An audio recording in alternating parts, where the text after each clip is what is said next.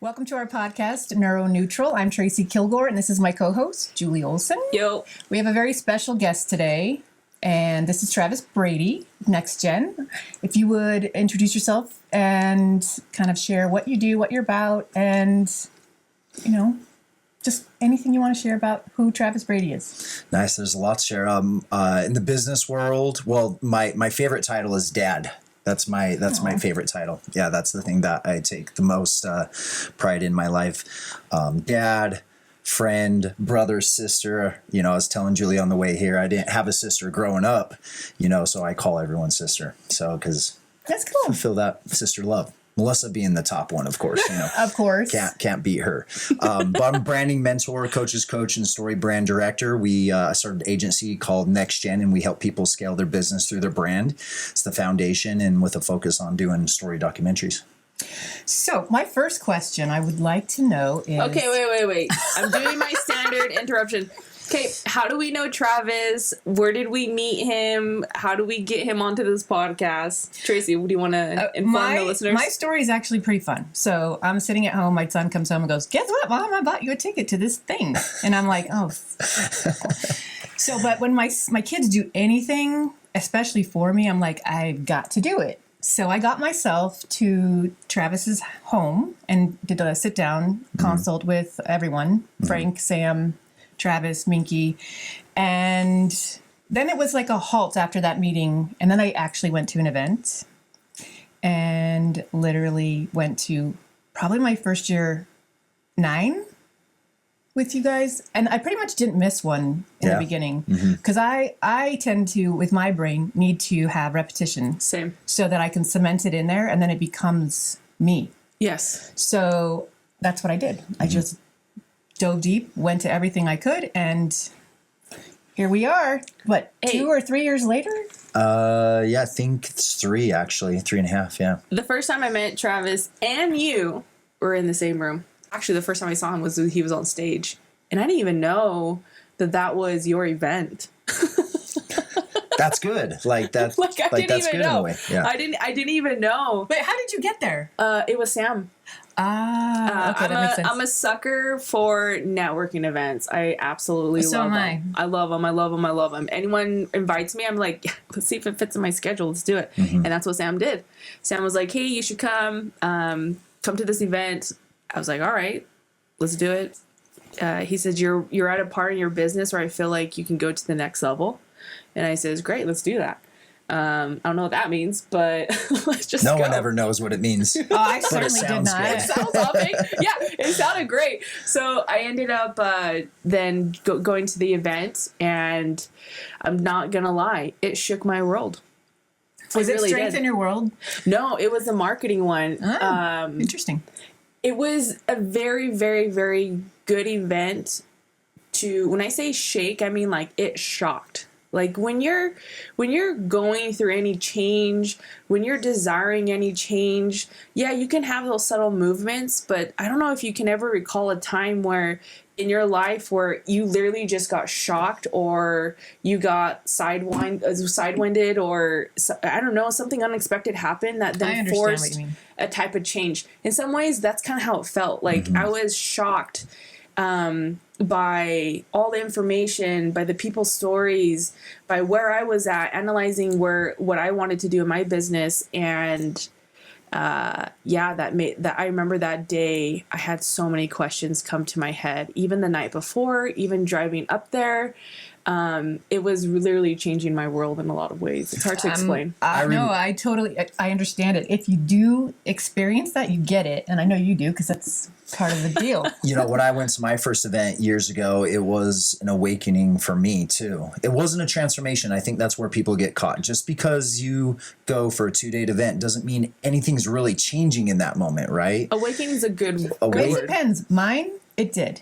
I felt a massive shift, and I'm like, okay, I know this feeling. But that's awakening. But I know I have to continue these behaviors that I've learned or attached myself to. That's why I kept going to events, because until I do that, it's not going to cement as a regular part of me. Yeah, and that's where the transformation happens. Correct. Yeah. Yeah, I agree. Touche. Okay. So but I get what you mean for sure. And so I love events. And in the grand scheme of entrepreneurism, I mean, think about how often you're alone and you're in office and you're making phone calls. It's so easy to lose that inspiration, lose that motivation. Agreed. And It's so true. people need to be going to way more events to get revitalized back in your business. Cause I absolutely love what I do. I think about it all the time, on the beach, on vacation, on the plane, making notes, think about that next thing. But even me, sometimes you'll go through those moments where you just feel plateaued emotionally. You know what I mean? And so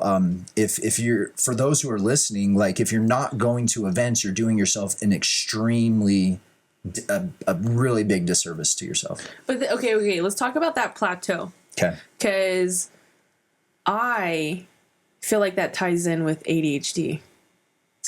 I agree with you, because for me, and I'm going to speak for myself, and then I'd love your take on this, and I'd love your take on this, because ADHD is a spectrum. So there are so many different types of brains and how it affects them. So it has to do with your environment, what you're influenced by, what you're around, depending on those, like a million things, actually.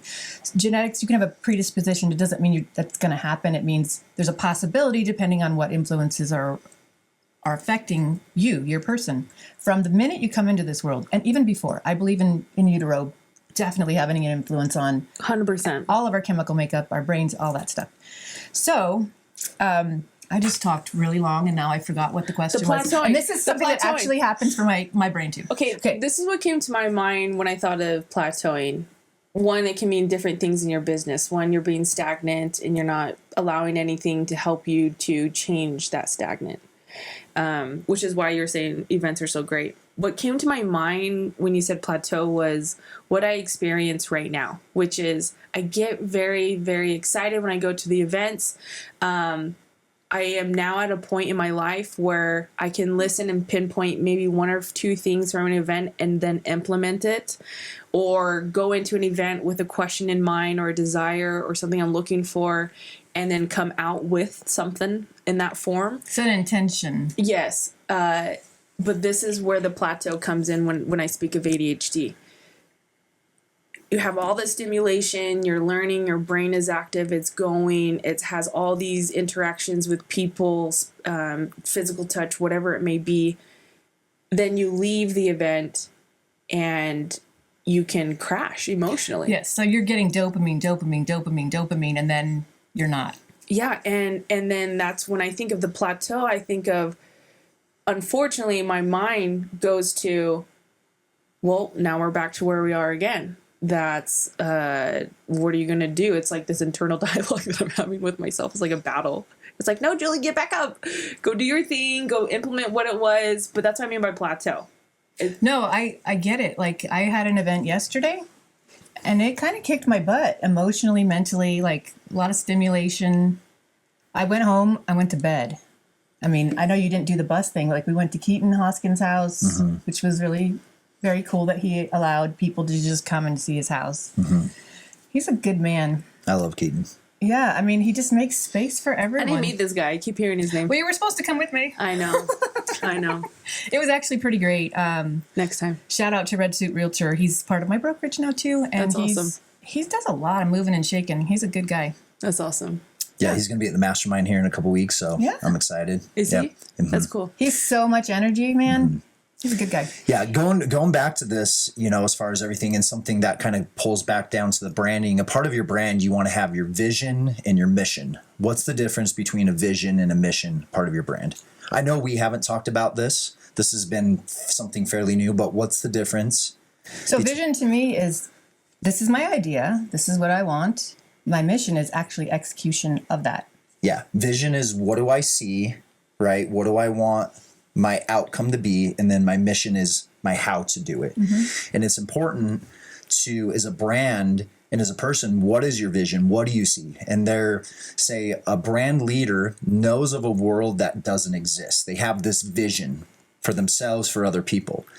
And then the second part is the hard part, where we struggle as leaders, which is really hard, which is now, how do we share this vision that we see, we feel in our heart, our mind, and our spirit? How do we put words to that vision? Yeah. Right. And that's words that will catch the attention of individuals and they'll resonate with it, because that's the biggest part. If someone resonates with what you're sharing, you've got a connection forever. Like, Yeah.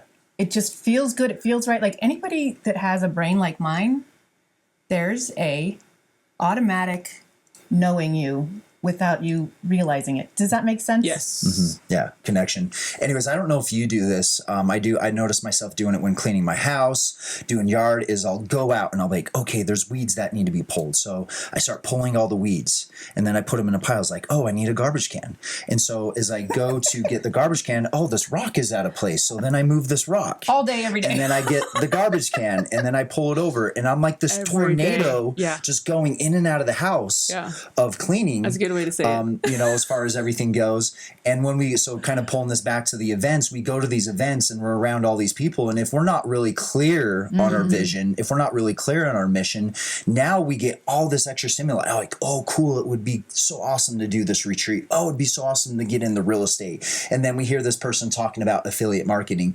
And we're just thinking about like all these different possibilities of visions in our life. And then we go to execute on a couple of them or all of them, and then we're not really clear on what those steps exactly are, and then we get sidetracked, and then we get burned out, and then all these other things. And It's then, a vicious cycle. and then what we start to do, you know, especially if, you know, we struggle with the ADHD, then our confidence in ourselves starts to go down. 100%. Right. And so I think it's really important to, when you first are in business, you got to decide, what is it that I really want? And I feel like we need to build our business around our life rather than our life around our business. And so when we get caught up in the money sometimes, then we start to do the opposite. Right. And then, and this is the problem. This is why it's so important to continuously go to events and continuously ask yourself, like, why am I doing this? What's the purpose of it all? And that's so true. I agree. Everything that you said, it sounds so validating. I feel like you're describing my whole journey. Well, for instance, when I first started with the whole process of going to events, Oh, yeah. I was reinventing myself because I had Correct. done hair forever. I'd done a lot of stuff in real estate back in Arizona with doing hair, but I didn't know what I wanted to do. I mean, I wanted to be in real estate, but I really didn't have a clear vision. So it took time. And going to events was actually how I discovered that. It made me reflect Dang. on myself quite a bit and go, okay, I like that, don't like that, don't like that, you know, and dwindling it down to, and then I got into ADHD coaching and then the podcasting. This is forever. I want to do this forever. But that's I love where, it. okay, seriously though, but I like what you're saying though, because I remember when I was sitting in one of your events, Travis, I was thinking to myself, well, I don't know how to explain it, but it's more so of like, you have to be perfect at going in. In other words, like, be perfect at starting your brand from day one. Right. But from what I've learned thus far, since working with you and being with others, is that That's not true. It's Not true. forever evolving. And I remember, again, at one of the events, you guys were going through your guys' Facebook page, and you guys were going through when you guys first started, when you guys first started the group, when you guys changed the name. Like, you guys went through all of that. And I thought to myself, I'm not even at the stage of even figuring out what my next name is going to be. I'm very much excited about what my first name is going to be. Now, fast forward to where I am now, I'm like, oh my gosh, my brand has definitely evolved in so many ways. And which is so important to not be so attached to it, because Except for the name of my business, this one, I'm not changing it. oh yeah, I trademarked the name, so I'm like, no, this is it. But what I mean by attach is to, like, understanding that, guess what, your brand can also evolve too. Well, yes, it will be. So they say we replace every single cell in our body, eyes, ears, teeth, every 7 years, 7 to 9 years. It could be 7 to 9 years. And here's what I've noticed, because I'm in branding. I've researched a lot of companies, and if you look at some of these major companies, they go through a really big rebrand every 7 to 9 years. Right. And I thought that's really interesting that it correlates with us as a being. And so who we are is always evolving. And so it's really important to, and your brand is who you are, and who you are is evolving, and who you are is changing. And something that I don't know if we've talked about before is, yeah, I know my video went off. I'll have to use your video. Storage is full. I video too much. Which, if you're listening, video everything. Like, video everything you do. Document everything you do in life. I've literally taken that from you, literally. Yeah, document everything, okay? Yeah, you're good at that. Absolutely document everything. You never know what's going to come about it. Did you ever watch the documentary Tiger King? During COVID? Yeah. Teeny tiny bit. Tiger King, the guy. It was a little bit like the guy with the tigers. weird for me. It is. It's worth watching the first season. We binge watched it and then I was done with it. But what made it so good is it was so well documented. Like, they documented so many things through the entire process. Yeah. You know what I mean? Anyways, back to what we were talking about through the evolution. So your brand is constantly evolving. Who you are is constantly evolving. And so I feel like when we get attached to something, then it inhibits our ability to evolve. But going back to what you're saying, you're going to have things that just, they never change. Like, strength in your world is always going to be strength in your world. But now it evolved from strength in your world leadership to strength in your world leadership experience. Now it's the strength in your world brand leadership experience. So I feel like it's important to always hold this soft idea of allowing inspiration to come in and not getting stuck on it. Oh, and here's what I was going to say. These tech companies found out that when they put together their software, their programs, they're going to put it out to the world before it's even done. Have I told you this before? You must have, because I know this. Yeah.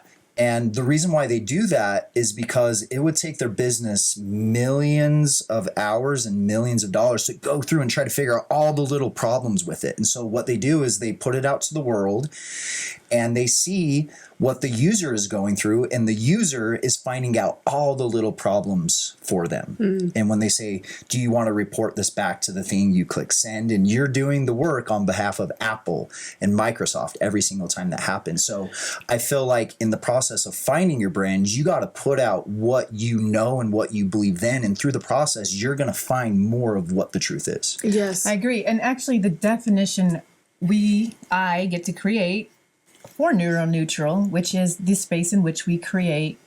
It is not what has been defined as ADHD or whatever the future is. It's creating it, like, in the moment, like right now. Like, I don't want to attach myself to, you're stuck with this. This is just how you are, and you cannot change anything. I do not believe that.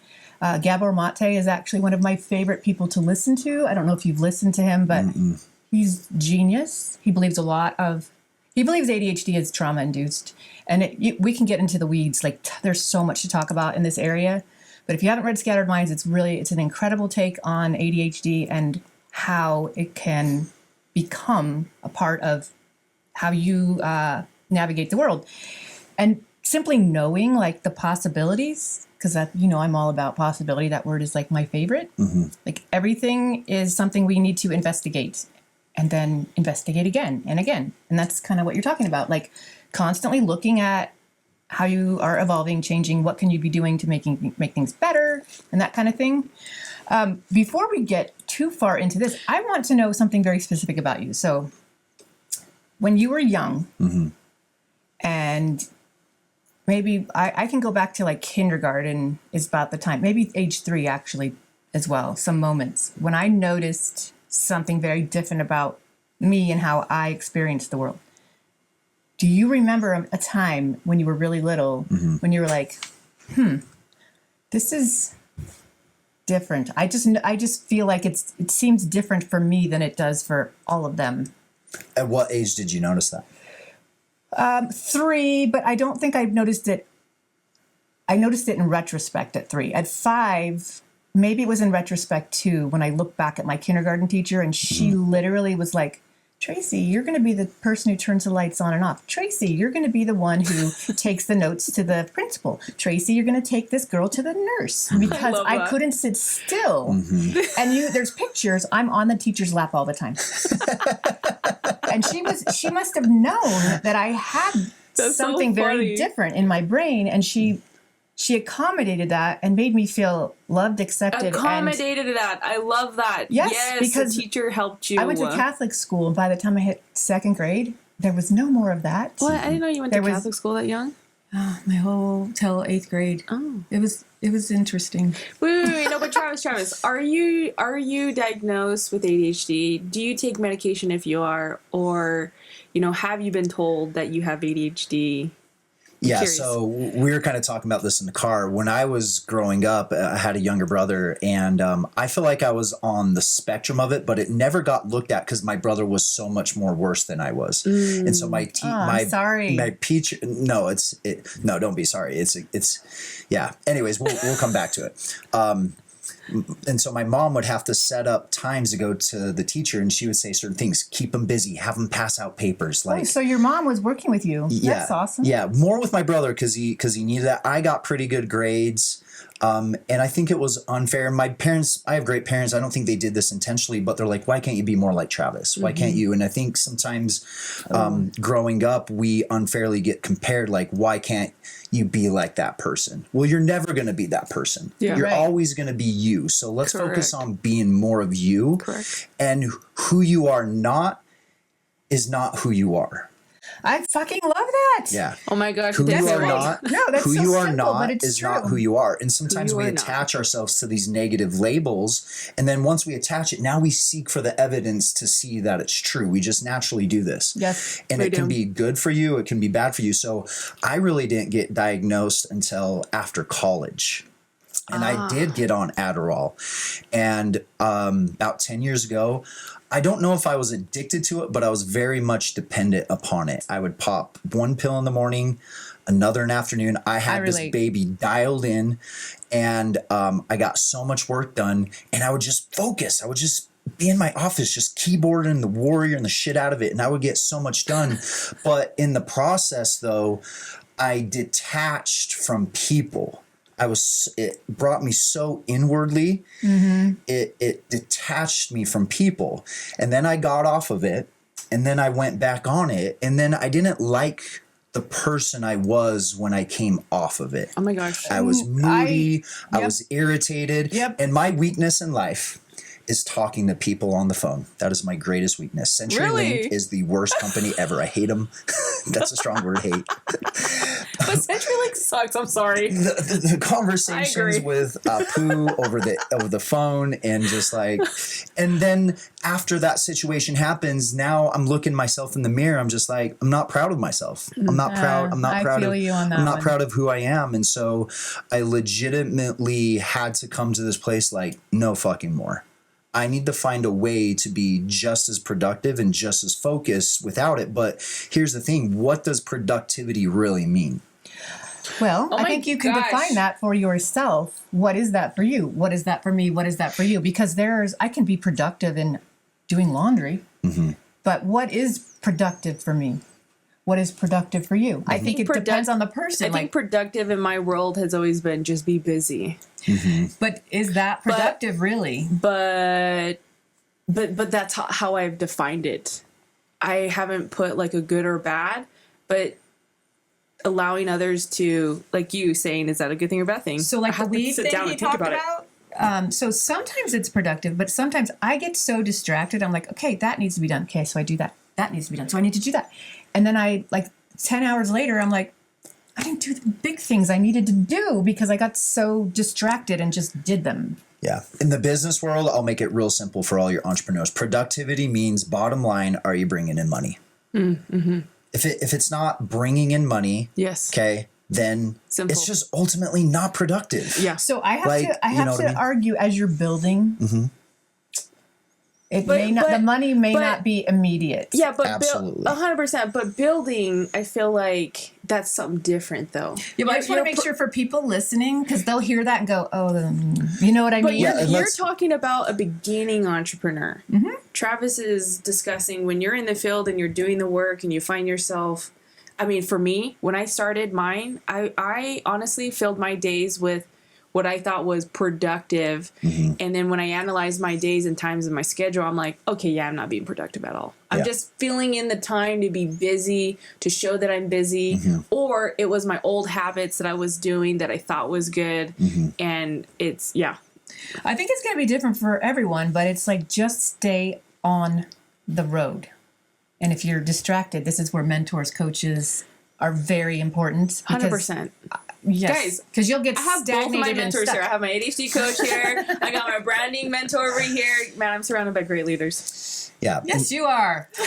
And so it's important in business to define what is productivity. And productivity always comes back down to your key performance indicators, right?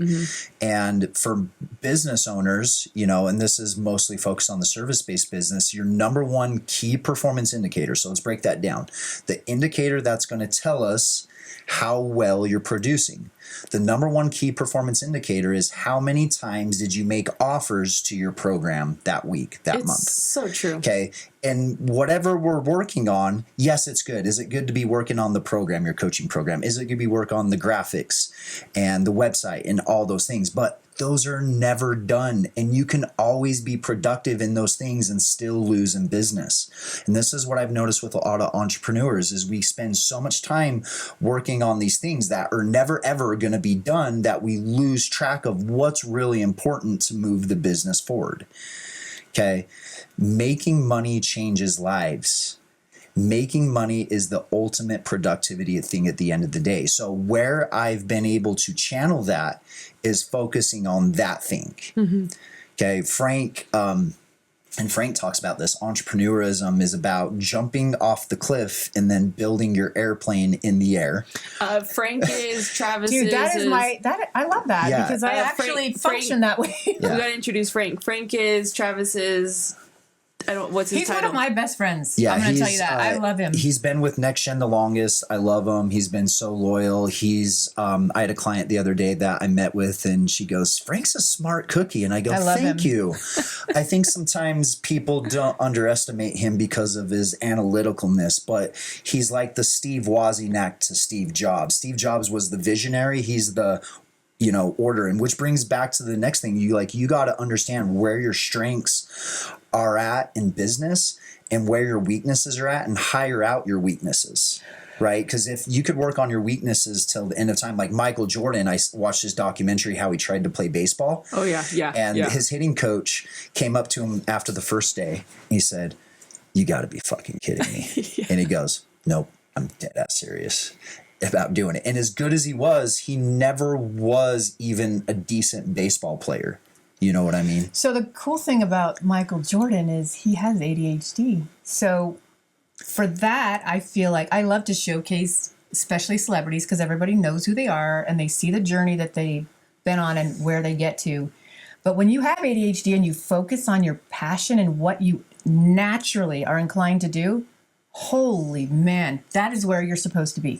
Amen. That is exactly where you're supposed to be. And for all the people listening to you, don't you ever look at ADHD and think that you're not good enough, you don't have potential, and that you'll never amount to it. That is a damn gift. I agree. You need to own it. You need to dial it down. Yeah. And it's going to serve you in more ways than you could even imagine. And with Keyword, every dial gift, down.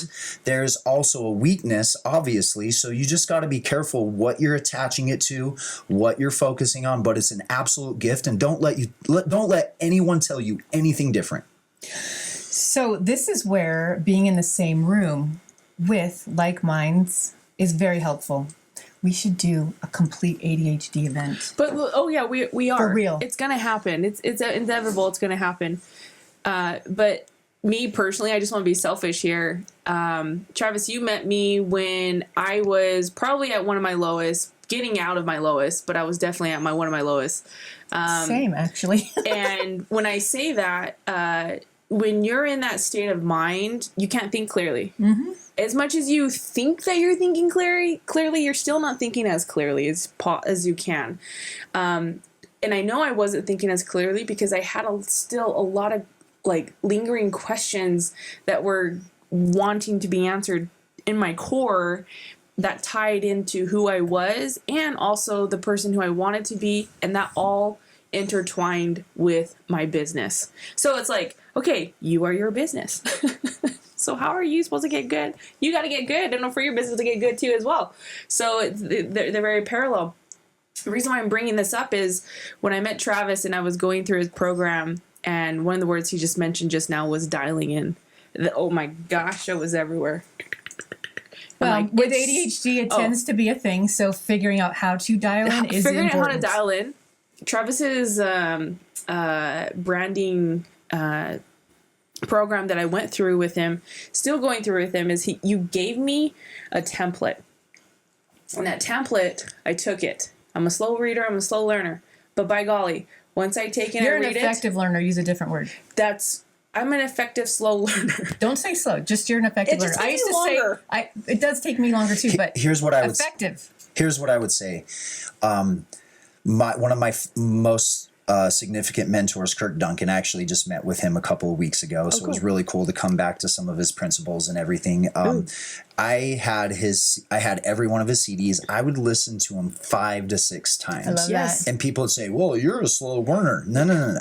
If you really look at how many times it takes to digest something and understand something, it is 5 to 6 times. Yeah.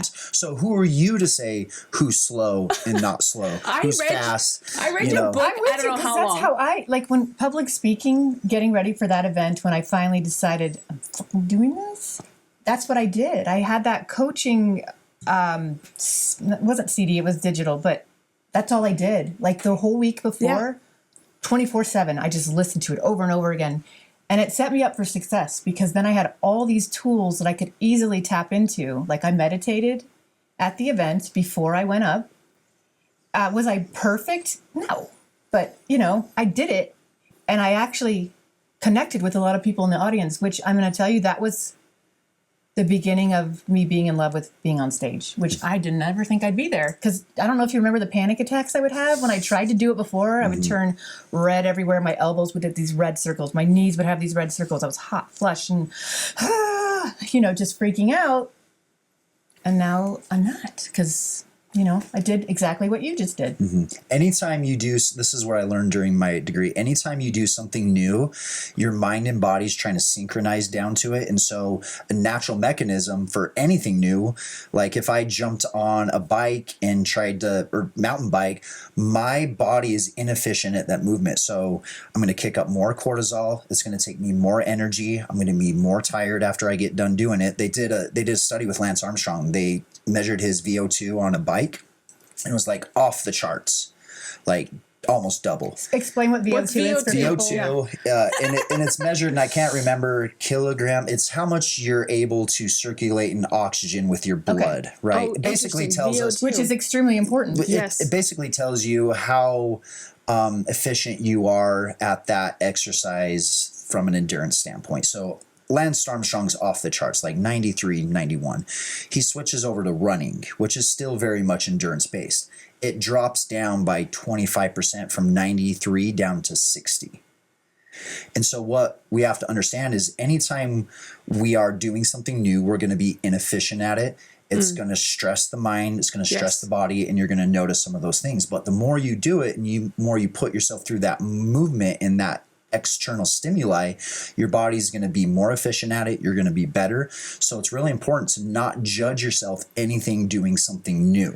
But this is what Travis's events brought me. So we went to Strength in the World, and I remember you were going over all the breath work. I'm telling you, Travis introduced a lot of great tools and resources that not only helped out with me in my business world, but it helped me in my ADHD brain. It helped me in my personal life in so many ways and then I even questioned them. I was like, what is this? So I'm like, as you should. And then I'm like, okay, this is interesting. Now I'm at a point where it's like, cool. I can start to kind of get a hang on where I'm at on those types of tools I'm using. But one of the things that you brought to me was breath work. I've always heard about it. I've always learned.